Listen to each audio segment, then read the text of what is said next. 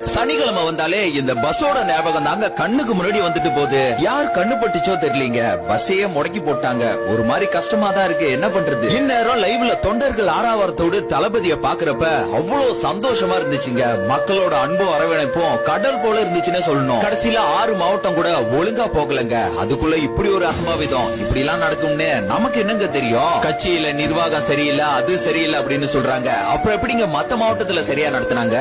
ஒன்னும் புரியல.